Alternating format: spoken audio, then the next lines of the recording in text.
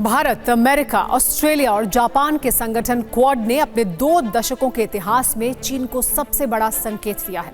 विस्तारवादी के विरुद्ध दुनिया का सबसे मजबूत संगठन ने ड्रैगन को डरा दिया है।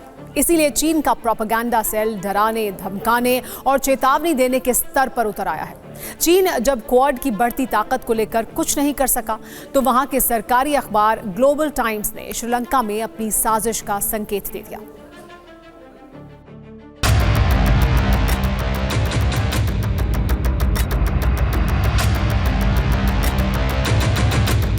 इक्कीस सितंबर 2024, डेलावेयर, अमेरिका। फ्रेंड्स, हमारी बैठक ऐसे समय हो रही है जब विश्व तनावों और संघर्षों से घिरा हुआ है। ऐसे में साझा डेमोक्रेटिक वैल्यूज के आधार पर क्वाड का मिलकर साथ चलना पूरी मानवता के लिए बहुत ही महत्वपूर्ण है। ये क्वाड देशों का चौथा सम्मेलन था। जापान के प्रधानमंत्री फुमियो किशिदा, भारत के प्रधानमंत्री नरेंद्र मोदी, अमेरिका के राष्ट्रपति जो बाइडेन और ऑस्ट्रेलिया के प्रधानमंत्री एंथनी एल्बनीज ने सेमीकंडक्टर, बायोटेक्नोलॉजी और इंडो पैसिफिक की सुरक्षा के मुद्दे पर मिलकर बात की। लेकिन इन मुद्दों के पीछे चिंता सिर्फ चीन की थी, क्योंकि दुनिया के समंदरों पर बढ़ती चीन की दादागिरी को रोकने के लिए ही क्वाड चतुर्भुज बनाया गया था। इस नक्शे को ध्यान से देखिए। भारत, जापान, अमेरिका और ऑस्ट्रेलिया, ये 4 देश मिलकर जो क्वाड बनाते हैं, उसमें वो पूरा समंदर आ जाता है जहां चीन अपनी दादागिरी दिखाने से नहीं चूकता। क्वाड का घोषित मकसद सुरक्षा, व्यापार और मानवीय सहायता जैसे मुद्दों पर एक दूसरे की मदद करना है।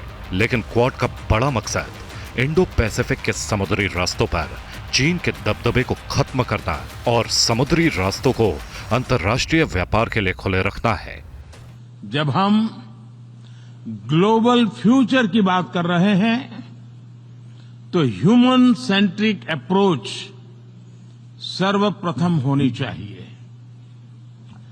सस्टेनेबल डेवलपमेंट को प्राथमिकता देते हुए हमें मानव कल्याण, फूड, हेल्थ सिक्योरिटी यह भी सुनिश्चित करनी होगी। यानी क्वाड भले ही नाटो की तरह एक सिक्योरिटी अलायंस नहीं है, लेकिन चीन के विस्तारवाद को रोकना ही क्वाड का मकसद है। इसीलिए चीन शुरुआत से ही क्वाड का विरोध करता रहा है। चीन मानता है कि क्वाड उसे ग्लोबल लीडर बनने से रोकने की एक रणनीति है। इसलिए जब अमेरिका के डेलावेयर में क्वाड देश मिले और वहां मोदी बाइडेन के बीच प्रेडेटर ड्रोन को लेकर फाइनल डील का रोड मैप तैयार हो गया, तो चीन बुरी तरह से बौखला गया। चीन ने श्रीलंका में चुने गए नए राष्ट्रपति को बधाई देने के बहाने भारत को नसीहत देने की कोशिश की।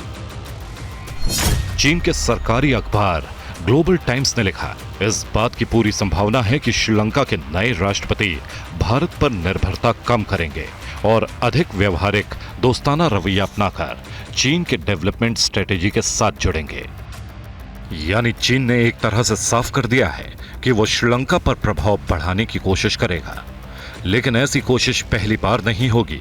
चीन कई बार ये कोशिश कर चुका है और श्रीलंका भी अच्छी तरह समझ गया है कि उसे किसने बर्बाद किया है और किसने जरूरत के वक्त उसकी सबसे ज्यादा मदद की है। Bureau report, TV9 Bharatvarsh.